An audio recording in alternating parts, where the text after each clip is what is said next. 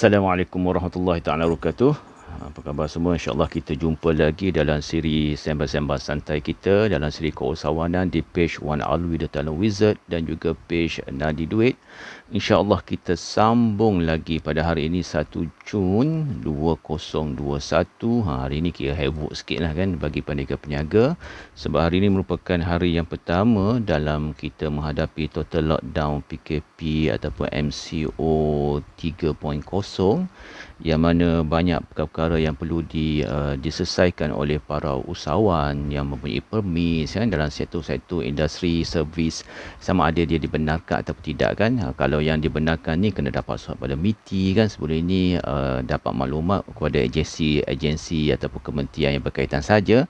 Kemudian dapat maklumat yang terakhir perlu melalui juga MITI, tapi macam biasalah apabila semua serbu website MITI, website itu akan hang, akan lambat. Itu antara cabaran-cabaran lah. Kalau kita nak marah pun tak guna juga kan, sebab perkara itu akan berlaku kerana kadang-kadang sistem tak dapat menerima dia punya bandwidth ataupun gerak-gerakan masuk tu yang terlalu banyak kan, yang server kadang ialah kita pun manusia kan, tiap tidak sempurna selama-lamanya lah. Okey, tak apa, yang tu kita usahakan juga sambil kita heboh-heboh ni kita sambung baliklah siri-siri santai kita dalam siri keusahawanan kita kan, dalam ceritalah dan juga supaya kita orang kata apa, dapatlah orang kata walaupun dalam kesibukan, kehebokan, kekalutan kita untuk meneruskan bisnes perniagaan kita kan, dalam MCO 3.0 ni, sebab matlamat utamanya adalah memutuskan rantaian COVID-19 dan melandaikan curve graph tu kan. Walaupun ada kata 14 hari ni tak cukup, mungkin sampai sebulan, ada yang kata sampai 2 bulan, tapi ada yang kata sampai 3 bulan, 4 bulan kan, kalau mengikut yang kita baca daripada tweet itu yang dia kata daripada Dr. Hisham Sri pun 4 bulan yang diperlukan. Tapi kita tak tahulah MCO kita ataupun PKP kita ni macam mana, adakah pergi kepada 2-3 bulan ataupun macam mana, itu bergantung pada kebijaksanaan pemimpin-pemimpin kita yang mengendalikannya lah. Yang tu kalau kita duduk sibuk-sibuk pun tak guna juga, sebab benda itu di luar kawalan kita, itu di bawah kawalan pemimpin-pemimpin yang bertugas lah. Mana mereka-mereka yang terlibat, yang ada kepentingan dan juga mahu menyelesaikan masalah itu kan. Kita sebagai usahawan teruskan juga perniagaan kita, keusahawanan kita, dan juga kita kena bersedia alert, orang kata apa, buka mata, buka telinga sesuatunya untuk menghadapi apakah lagi peraturan-peraturan baru, cabaran baru yang akan menanti kita untuk kita melandaikan curve ini, supaya kata COVID ni kita turunkan kes baru daripada hampir 10,000, kalau boleh turun sampai dah kita tengok dia memain sah saja atau puluh saja kan, itu dah mula tenang jiwa lah kan. Kalau main lagi ratus-ratus ni masih lagi kerisauan, terutama kalau 1,000 lagi kita risau kan. Okey, kita sambung balik tentang etika keusahawanan. Sebelum ni kita dah belajar 8 etika keusahawanan. Pertama, fikir bebas dan juga bebas dalam tindakan, dalam fikiran. Kedua, semangat dan ketahanan, disiplin konsisten, jujur dan amanah, berkuasa pada tempat dan haknya, boleh selesai masalah, berani ambil risiko dan keputusan pantas. Yang ni kita sambung lagi, ada dalam 2, 4, 6, 8, 9, ada 9 lagi supaya kita sambung ya. Okey, yang seterusnya ialah apakah etika keusahawanan yang perlu ada, yang boleh jadikan budaya dalam keusahawanan. Yang pertama ialah kebolehan menjual dan memasar, maknanya sale dan juga marketing lah. Tentulah kita berniaga, kita mahu supaya barang kita laku, servis kita digunakan orang, supaya kita dapat ada imbuhan dia kan, supaya kita boleh bayar kos-kos yang terlibat, dan kita boleh simpan sedikit keuntungan untuk kita kembangkan bisnes, kita simpan untuk pelaburan. Benda tu kita kena fikirkan juga. So kebolehan menjual memasar ni perlu diperkasakan setiap masa, kerana dia punya konsep sale dan marketing ni sentiasa berubah-ubah mengikut zaman-zaman. Dia ada zaman-zaman dia kan. Zaman sekarang ni lebih pada online kan, dah mula main apps, main website. Benda-benda itu kadang kalau kita tak follow, kita akan ketinggalan jugalah. Jadi benda-benda macam ni kena concern juga. Hanya kita kena ambil satu pendekatan bahawa sale marketing ni dia akan melibatkan duit yang banyak. Adakah dia akan memakan 20% daripada kos perniagaan kita? 30%, 40%, setengah konsultan bisnes memberi cadangan supaya jangan melebihi 20%. Dan cuba turunkan juga supaya kita fokus kepada existing customer yang sedia ada, sebab mencari customer baru ni kosnya tinggi. Kosnya jangan terlalu tinggi. Tapi kalau kita existing customer ni, kita membina networking dengan mereka, kita boleh menyelesaikan banyak masalah mereka, insyaAllah mereka akan stay bersama kita lah. Dan sekarang ni adalah zaman costing. Betul, costing juga kena ambil perhatian. Yang seterusnya, yang ke-10, ada harga diri, maruah dan integriti. Dalam bidang keusahawanan, harga diri, maruah, integriti sangat-sangat penting. Harga diri ni macam ni dan maruah kan. Kalau kita menjual barang, jangan berperang pada mai harga tau. Kita mainkannya, usahawan kita suka mai harga. Maksudnya mai harga macam mana? Dia turunkan harga sampai dia boleh merosakkan industri tersebut.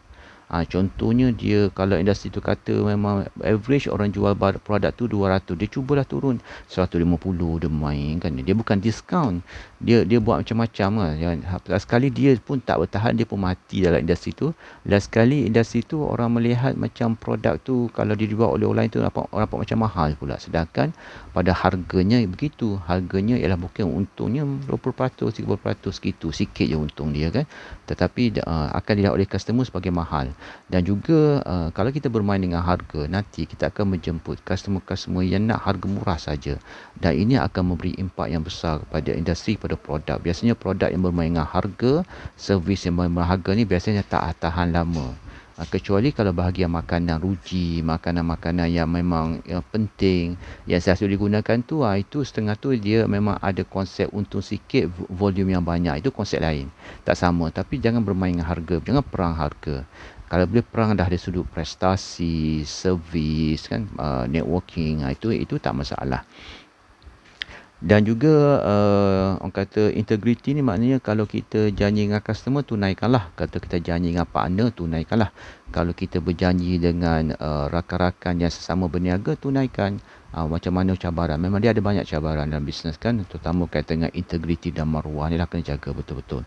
Yang ke-11, kreatif dan inovatif. Okey, dalam perniagaan dia perlu kreatif dan inovatif. Sebab apa? Dunia perniagaan, dunia sentiasa berubah-ubah. Dia tak boleh lama macam tu kan.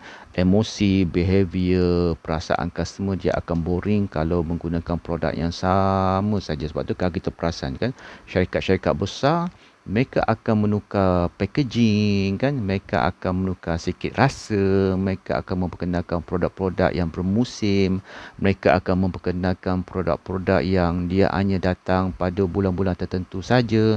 Kerana dia bermain dengan emosi, behavior, perasaan pembeli-pembeli, pelanggan-pelanggan mereka. Maknanya kreatif dan inovatif lah.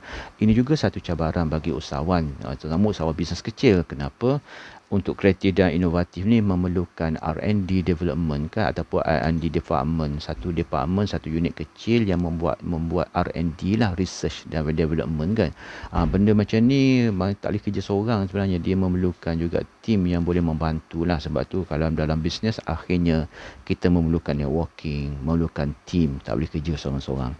Dan seterusnya jujur amanah, maknanya harga diri, maruah, integriti, jujur amanah ni memang satu benda ni lah. Sebab tu kalau berjanji dengan customer, jangan terlalu over promise lah, under delivery. Jangan terlalu banyak berjanji. Kalau buat marketing tu, jangan terlalu guna hype kan. Sekali ambil obat terus sembuh penyakit 20-30 tahun, itu jangan. Itu benda-benda yang memakan diri dan membunuh industri. Jangan buat hype kan. Jangan nama yang canggih-canggih kan. Marketing kris sana, marketing nama binatang sana, binatang sini kan. Lepas tu buat testimoni, sekali guna marketing ni terus saya naik 100 kali ganda, 40-50 kali ganda. Come on. Kita hiduplah dalam dunia alam nyata, jalan dalam dunia hype. Nanti lama-lama orang akan sedar bahawa kita banyak hype daripada realiti dan akhirnya tak guna kan. Testimoni tu mungkin adalah daripada 100 adalah yang berjaya, tapi jangan terlalu hype sangat, kerana dia membunuh industri pada penghujungnya nanti. Dan seterusnya adalah rajin dan bersungguh. Memang usahawan ni dia perlu rajin dan bersungguh-sungguh untuk memajukan bisnes dia dan memajukan apa sahaja yang dia lakukan, kerana itulah yang sebagai dunia keusahawanan. Yang ke-13, yang ke-14 ialah pencari ilmu dan kemahiran baru. Betul, dalam usahawanan, ilmu kemahiran baru memang sangat perlu dicari setiap masa kerana zaman sentiasa berubah, behavior, test perasaan, keinginan, cita rasa pelanggan yang sentiasa berubah-ubah berdasarkan pada peredaran zaman.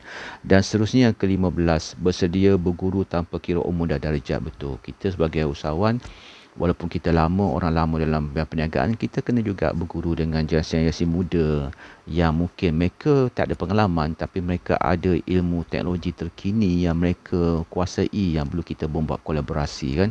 Kadang-kadang pemasaran cara lama ada had limit dia, pemasaran cara kini pun ada had limit dia. Jadi kita sebagai usahawan sentiasalah orang kata bergurulah tanpa kira umur dan darjat, dan kita kena faham apabila kita berguru, guru kita ada level-levelnya juga. Ada guru level basic, bergurulah secara level basic. Ada guru dia level intermediate ilmu, ada guru dia level yang advance ilmu. Jadi kalau kita berguru, jangan berguru pergi ke advance terus.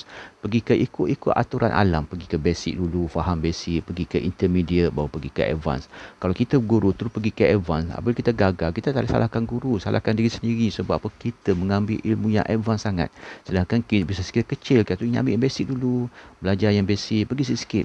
Bisnes ni dikenal progress dia tak boleh nak lompat, lepas tu nak tunjuk kejayaan dengan pantas, lepas tu nak tunjuk kemewahan. Bukan. Bisnes ni dia ada proses dia ada stage dia satu. Yang tu kita kena fahami sebagai usahawan. Dan seterusnya yang ke-16, yakin dan meyakinkan. Maknanya kita kena yakin dengan produk kita, kena yakin dengan servis kita, kita kena yakin dengan industri kita. Kita kena yakin dengan apa yang kita buat, berapa banyak cabaran. Daripada keyakinan yang ada pada diri kita, image kita, personality kita, behavior kita sebagai usahawan, kita masukkan je budaya syarikat kita, akan meyakinkan pelanggan-pelanggan untuk menggunakan produk dan servis kita. Itu yang ke-16. Yang akhirnya yang ke-17, kebolehan mengenal dan berkongsi peluang. Memang dalam bidang keusahawanan ni, mengenal peluang, mencari peluang, merebut peluang tu satu benda yang memang perlu dimantapkan. Walaupun dia macam sukar. Kadang-kadang peluang tu datang tapi dia datang dalam keadaan yang tidak kemas. Kadang peluang tu datang, dia datang waktu kita tak ada duit kan. Banyak kita kena kan. Waktu tak ada duit ni lah peluang datang satu kan. Waktu banyak duit tu tak datang lah peluang ni kan. Tapi begitulah kita dalam bidang keusahawanan kan. Dan juga berkongsi-kongsi peluang lah kita. Apabila kita dah pada peringkat otai, ajarlah pada generasi muda kan, supaya mereka tidak memendekkan kesesaraan mereka lah. Mungkin kita banyak berjumpa dengan berbagai rintangan, halangan kan. Jadi kita bagi ilmu pada generasi muda yang baru dalam bisnes ini akan tahu kalau situasi begini apa nak buat. Pada prinsipnya mungkin nanti mereka akan menghadapi situasi berbeza juga, tapi sekurangnya pada asas itu mereka ada berkongsi-kongsilah ilmu, berkongsilah pengalaman.